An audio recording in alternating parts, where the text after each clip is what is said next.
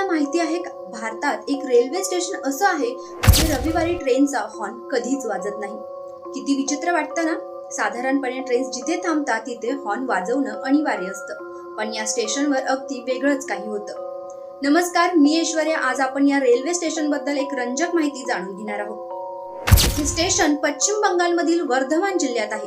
बाकुंडा आणि मासाराम दरम्यानच्या रेल्वे मार्गावर हे स्टेशन आहे. विशेष गोष्ट म्हणजे या स्टेशनला औपचारिक नाव अजूनही मिळालेलं नाही. प्लेट बोर्ड असूनही त्यावर कोणतंही नाव लिहिलेलं नाही. रविवारी या स्टेशनवर संपूर्ण शांतता असते, कारण स्टेशन मास्तर त्या दिवशी इतर कामांसाठी बाहेर असतो. त्यामुळे तिकीट काउंटर सकट सर्व सेवा बंद असतात. परिणामी ट्रेन येताना हॉर्न वाजवत नाही. ही शांतता स्थानिक लोकांसाठीही अनोखी आहे आणि प्रवाशांसाठी देखील एक वेगळा अनुभव देते.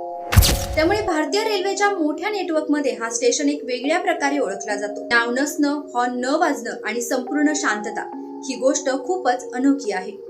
अशाच महत्त्वाच्या माहितीसाठी फॉलो, लाईक, शेअर करा आणि कमेंट करायला विसरू नका.